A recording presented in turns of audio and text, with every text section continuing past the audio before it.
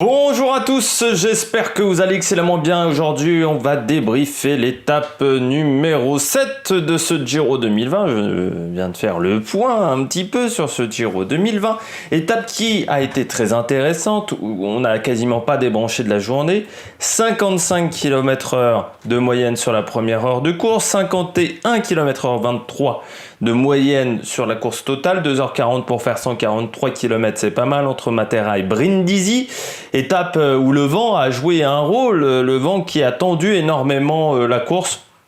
Vent en début de journée, vent en fin de journée également. Ça a été une étape vraiment ultra tendue. On a vu vraiment... Il y a eu des chutes, il y a eu quasiment de la course tout le temps, c'est-à-dire que le vent a fait qu'on a eu des tentatives de courte bordure en début de journée, puis après le peloton était très tendu. C'était une étape très agréable à regarder, il faut le dire. Et pourtant, on aurait pu s'attendre à une étape assez chiante. C'est vrai que quand j'avais fait l'analyse ce matin de l'étape numéro 7, j'étais pas hyper enthousiaste avec cette course, mais le vent a dynamité un petit peu l'étape et je trouve qu'au final ça ressemble énormément à ce qu'on avait vu du côté de l'île de Ré, île de Léron, île de Ré, sur le Tour de France cette année. On a eu à peu près deux étapes assez similaires, c'est-à-dire avec le vent qui tend énormément la course, avec des tentatives des coups de bordure. Au final, on arrive avec un peloton complet. Même à la différence entre les deux, c'est que le sprint a été beaucoup plus tendu là qu'il ne l'avait été, je crois me rappeler, du côté de Saint-Martin-de-Ré. Résumé de l'étape, on a eu Thomas une échappée qui n'a pas duré très longtemps, l'attaque est dit kilomètre 0, c'est Thomas de Rennes, Joseph Cerny, Marco Fraporti et Simon Pello. Et Karl Marx qui sert aux alentours de 45 secondes. Au bout de 10 km, en fait, on a une tentative de coup de bordure qui se fera avoir. C'est Fuglsang, Pozzo Vivo, Yates qui se font piéger par Jumbo-Visma, par la Groupama FDJ. Également un petit peu la Bora, même si c'est pas l'équipe qui roulera le plus. Et n'oublions pas également la Deceuninck Quick Step. À 83 km de l'arrivée, tout le monde nous revient. Donc on a eu une belle partie de manivelle pendant plus de 50 km. Où vraiment ça a été une très très grosse bagarre. Au bout de 2-3 km, à 80 bornes de l'arrivée, vous avez Pello, Simon Pello et Marco Fraporti qui réattaquent une deuxième fois à 4-5 km du sprint intermédiaire. Au sprint intermédiaire, on a une chute déjà juste avant le sprint intermédiaire, avec par exemple Simone Consoni, d'autres coureurs également impliqués dans cette chute. Le sprint intermédiaire, victoire de Pello dans l'échappée devant Viviani, devant Fraporti, Viviani, Desmar et Sagan. À 45 km de l'arrivée, nouvelle grosse chute alors que le peloton était regroupé depuis bien longtemps. On aura Van Nook et Zakharine qui vont se faire avoir par cette chute, qui vont encore refaire une belle partie de manivelle. À 22 km de l'arrivée, tout le monde se regroupe et ensuite on a une arrivée assez tendue avec des rétrécissements assez réguliers et puis surtout un sprint tendu car vous vous souvenez, je vous avais dit 1 km 2, 7 mètres 50 de large, c'est souvent les sprints les plus dangereux parce qu'on a le temps de remonter en fait. C'est très dur d'emmener des sprints, surtout quand il y a un petit vent de côté, voire un petit peu de 3/4 face, vous voyez. Ça tend un petit peu le peloton et donc ça a été un sprint très nerveux. Par exemple, le coureur de UAE, je pense que c'était Molalo, qui a failli se friter avec un coureur de la Groupama, je crois que c'était Kelderman, du côté de la Groupama, où c'était notre ami Kelderman et Guarnieri. C'était un des deux qui a failli se friter, je repense, avec Molano. Mais victoire de Desmar, troisième victoire sur ce Giro pour Arnaud Desmar, incroyable. Ça fait depuis très longtemps que 3 sprints, 3 victoires du même coureur. Ça doit remonter à l'époque de Cipollini, voire peut-être même Cavendish. C'est vrai qu'elle avait peut-être fait. On passe tout de suite au bilan des Bleus. Et du côté du bilan des Bleus, je commence avec Arnaud Desmar. Nouvelle victoire pour Arnaud Desmar. Et encore un sprint différent des autres jours. Le premier sprint, on se souvient, il est très bien emmené, très bon travail collectif de la Groupama FDJ. Sprint numéro 2, il arrive à remonter magnifiquement aux 500 mètres et il profite du vent de face. Sprint numéro 3, il profite du travail de Ballerini, il profite également du travail de Molano. Il a réussi à résister sur un sprint tendu. C'était pas forcément le plus fort aujourd'hui. Mais il a sprinté intelligemment. Certains diront il a changé de ligne. Pourquoi on ne l'a pas déclassé? La différence avec Peter Sagan sur le dernier Tour de France, déjà là Sagan n'a pas été gêné, ce qui avait été le cas avec Wout van Aert. La différence également, c'est qu'il n'a pas zigzagué. Il a certes changé de ligne, mais il est resté en fait sur la même trajectoire, c'est-à-dire il est allé de gauche à droite. Pour nous, c'est-à-dire il est allé vers la droite. Mais en fait, le guidon est quasiment tout le temps droit. Il suit la même trajectoire en fait quasiment jusqu'à la ligne d'arrivée, et surtout Sagan avait la possibilité de passer que ça soit à l'intérieur ou à l'extérieur et il n'a pas été gêné pour moi. Sagan, peut-être que d'autres diront les sacros fans de Sagan comme les sacros fans de Froome, on les embrasse.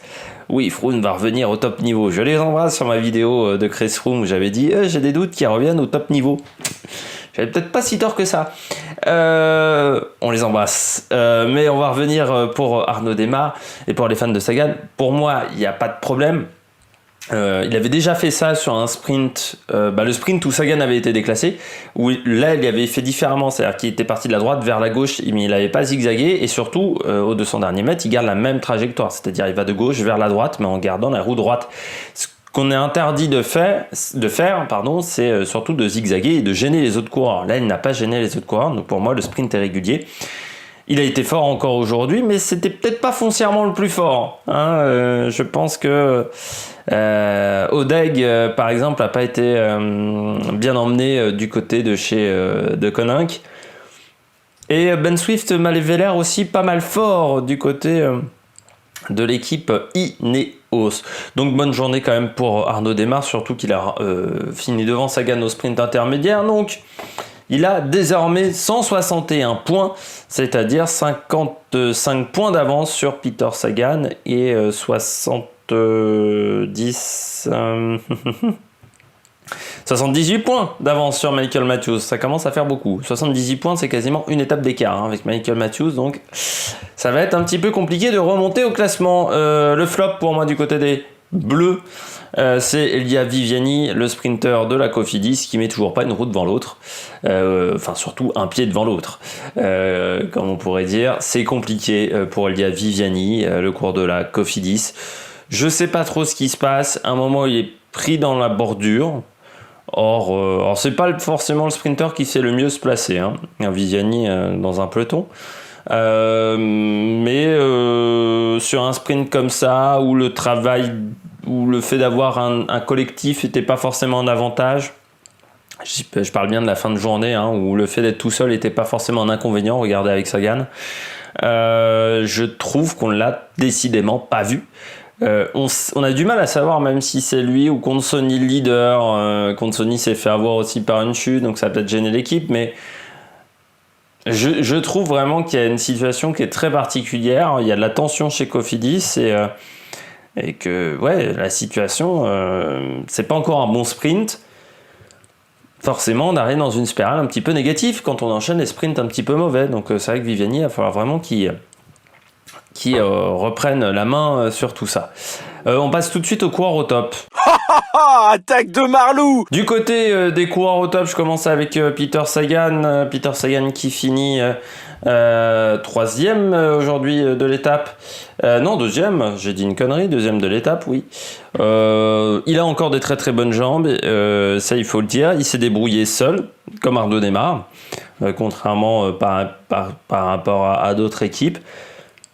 Il lui en manque un petit peu aujourd'hui à Peter Sagan pour faire véritablement la différence, donc c'est un petit peu dommageable. Après, ça reste un très très bon sprinter et encore une fois, il fait un très très bon sprint sur du plat. Peter Sagan, c'est là où je trouve il a encore fait un très bon sprint, je trouve. Il prend la bonne roue. Après, il lui manque un petit peu de vitesse par rapport à Démare. Mais aujourd'hui, Démare, très clairement, il est très très fort. Je pense à part Caleb Ewan, et encore, il faut un Caleb Ewan en très grande forme. Je trouve, là, très clairement, Démare m'impressionne depuis le début de ce Giro par sa force, par sa puissance, à tel moment qu'il dégage à chaque sprint. Et là, on voit que Sagan, il manque juste un petit peu de puissance, il manque pas grand chose, c'est déjà excellent ce qu'il fait, mais il lui en manque un petit peu. Je continue avec Ben Swift, quatrième aujourd'hui. Ben Swift, c'est bien le cours d'Ineos.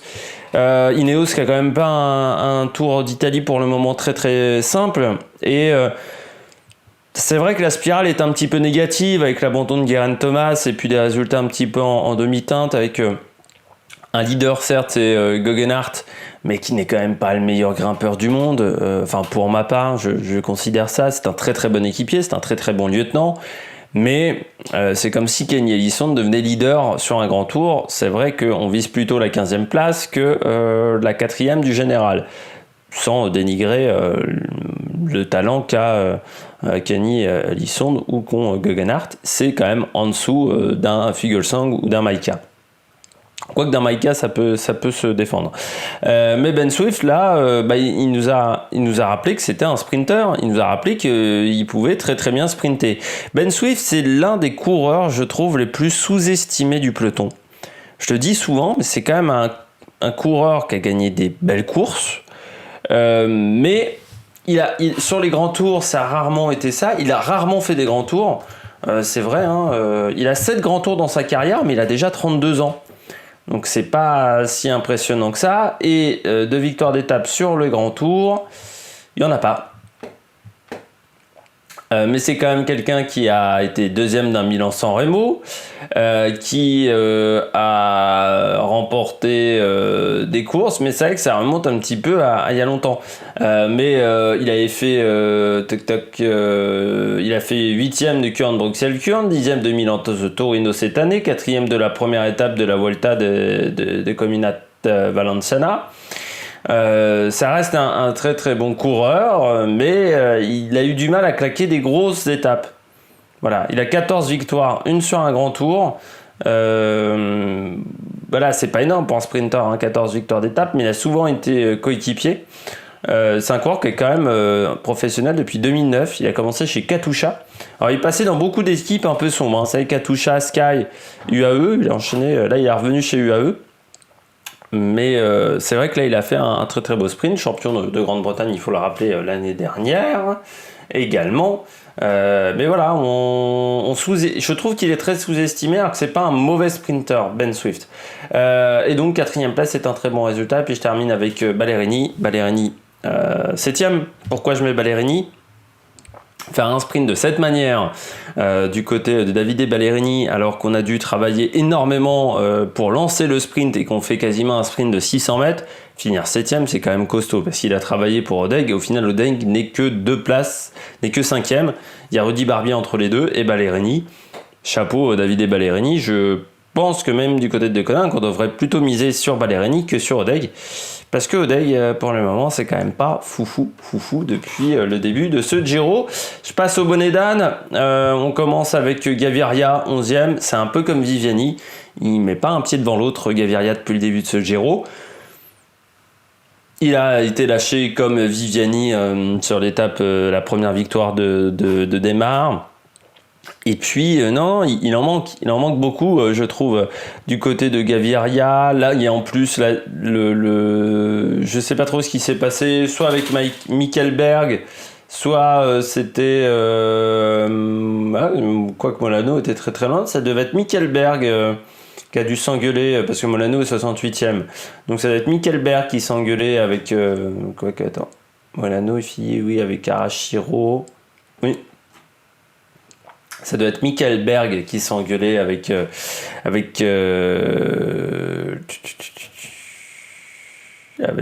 son coéquipier, avec le coéquipier de Démare. Mais oui, il y a eu ça, il y a eu le fait que le sprint soit pas excellent. Il y a eu beaucoup d'erreurs, je trouve, dans la préparation. Non, c'est Richetze qui a dû se engueuler avec Guarnieri. Mais comme quoi que c'est pas très bien organisé du côté de chez UAE, parce que normalement Richetze est le dernier lanceur, et Michael Berg finit devant Richetze, et juste derrière Gaviria. Comme quoi il y a un vrai problème d'organisation dans cette équipe. Il a manqué beaucoup de choses aujourd'hui pour Gaviria. Il est pas très bien lancé, mais on se souvient j'en ai discuté en commentaire lors de la présentation de cette étape où c'est vrai que j'avais rappelé le Tour de Burgos où il avait été excellent, mais depuis le Tour de Burgos, Gaviria cette saison, on peut pas dire que ça soit excellent. Je vais regarder juste un petit peu son palmarès pour ce début de saison. Donc le Giro, ça c'est son meilleur résultat depuis le début du Giro. Il a fait 4e d'une étape de Tirreno, mais déjà Tirreno c'était pas... Il avait fait 2 fois 2e, donc si sur Tirreno c'était intéressant. Sur le Tour du Limousin, une victoire d'étape. Donc la Vuelta di Burgos, où je l'avais vu. Et puis il avait gagné également la Vuelta de San Juan. Mais on peut être déçu quand même par les derniers résultats de Gaviria sur ce Giro. On attend mieux d'un coureur qui a quand même déjà remporté le classement du meilleur sprinter, qui a quand même pas mal de victoires sur les grands tours également, de victoires sur le Tour de France, 5 sur le Giro.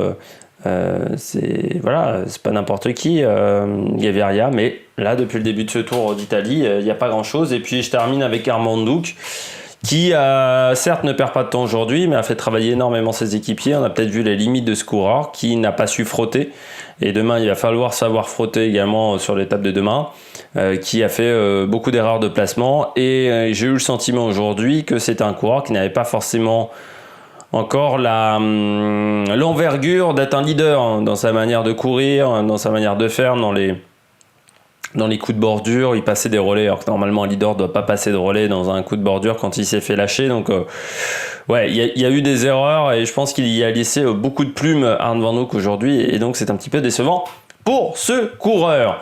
Demain, étape qui sera très intéressante, qui sera un mini Milan-San Remo entre Giovinazzo et Vieste. Le parcours sera très intéressant. On aura un circuit final qui sera...